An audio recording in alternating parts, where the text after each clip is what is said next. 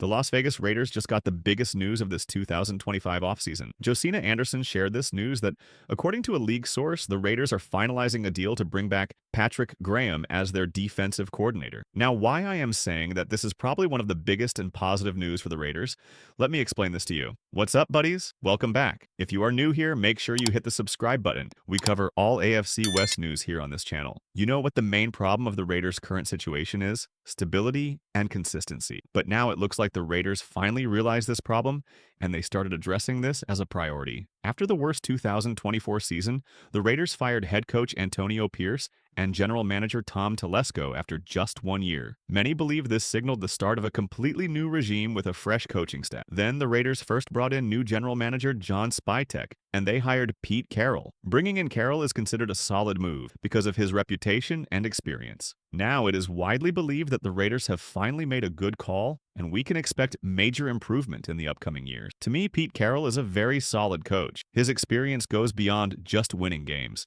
His ability to instill a culture of accountability and professionalism has been a hallmark of his career. We've seen this culture in Seattle, where players often spoke about the high standards Carroll maintained. This approach could be transformative for the Raiders, who have struggled with consistency and direction in recent years. Now, for Spytek and Carroll, there were a few urgent tasks to address, such as sorting out the quarterback situation. But even before that, a major concern was finding the right tools in the coaching staff. One of Carroll's standout qualities is his ability to build a strong coaching staff. He has a proven knack for identifying talented coordinators and assistants like Dan Quinn, Robert Saleh, Lane Kiffin, and Steve Sarkisian, who have all gone on to achieve great success in their careers. So now, let's connect the dots. We're expecting the Raiders to move towards stability and consistency, and for that, they're gathering the right elements. First, they brought in a GM and a proven head coach, and now they've made a solid call by re-signing defensive coordinator Patrick Graham. This will be Graham's 4th year with the Raiders. Now, this is what stability actually looks like. While some might argue that his performance as defensive coordinator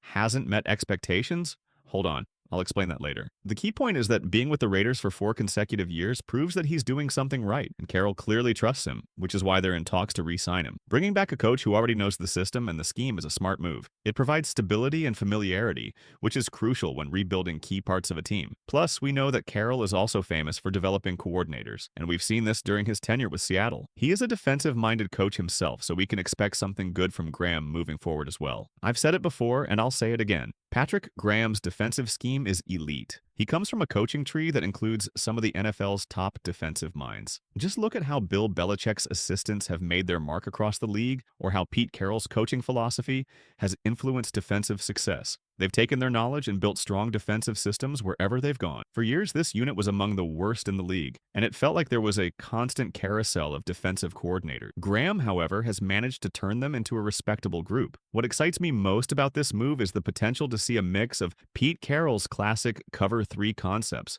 with Patrick Graham's modern match schemes. It's the kind of blend that can create real challenges for opposing offenses. You can link the Raiders' struggles in recent years to some questionable drafting decisions. Moving forward, Graham will likely have more control over the players he wants for the defense. Last season, Antonio Pierce brought in players like Jack Jones. While Jones isn't a bad player, he was more of a Pierce pick. Graham had to work with players who didn't fit his vision. Looking ahead, Graham should have the chance to build a defense that fits his style.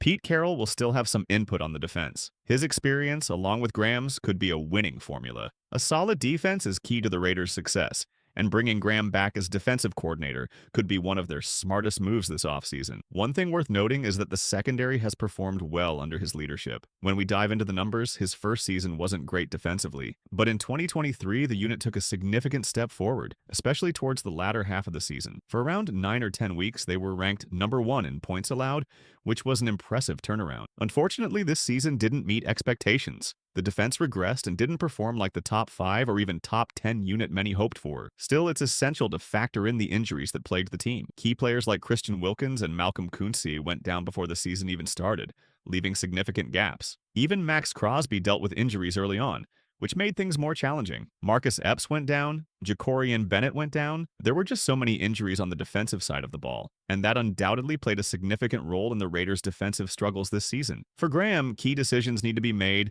regarding free agents like Malcolm Kuntz and Adam Butler, as well as players still under contract such as Trayvon Moehrig and Nate Hobbs. Some of these players could be let go, depending on how well they fit into Graham's vision for the defense. One more thing I want to mention here is that Carroll has decided to retain special teams coach Tom McMahon. Carroll has stated that his staff will be a mix of former Seattle assistants, coaches from elsewhere, and returning Raiders coaches. Cornerbacks coach Ricky Manning and defensive line coach Rob Leonard, who both interviewed for the defensive coordinator position, are also candidates to return. This move shows just how much Carroll believes in stability. He's not the type of coach who only wants to hire his former staff. Instead, he's focusing on quality, and whoever suits his vision, he will either retain or hire. That's really impressive. So now the GM is hired, the head coach is hired, and the defensive coordinator is in place. Now, two important elements are left: the offensive coordinator and the quarterback. I'll dive into the quarterback situation in another video, but for now, let me focus on the coaching needs. The offensive coordinator position is undoubtedly one of the most critical spots the Raiders need to fill. It's a massive decision for Pete Carroll because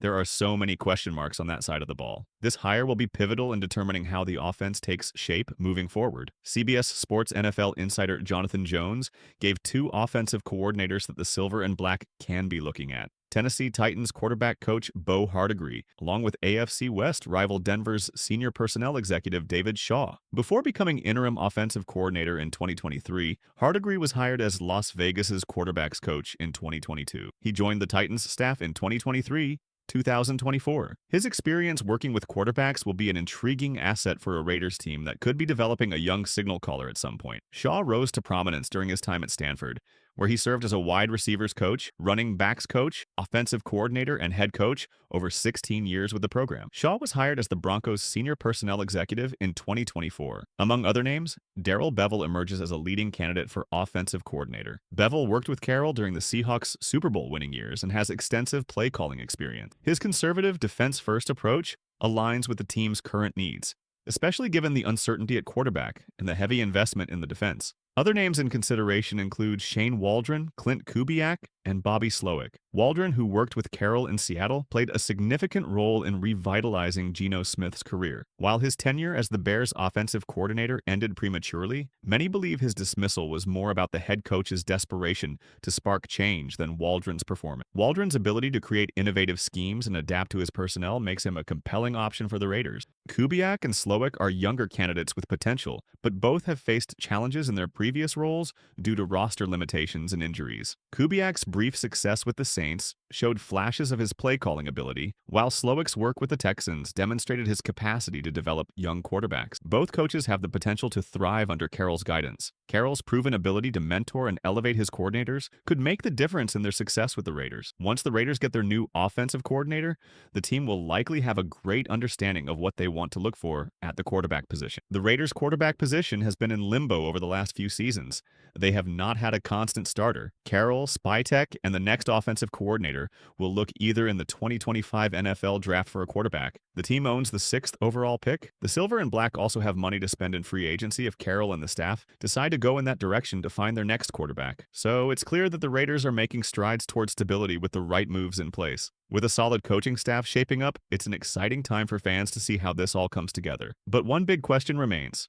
With all the changes happening, how do you think the quarterback situation will unfold? Will the Raiders go for a rookie, or are they looking to make a splash in free agency? Let me know your thoughts in the comments. If you enjoyed this video, don't forget to like, subscribe, and hit that bell for more updates on everything happening with the Raiders in the AFC West. See you next time.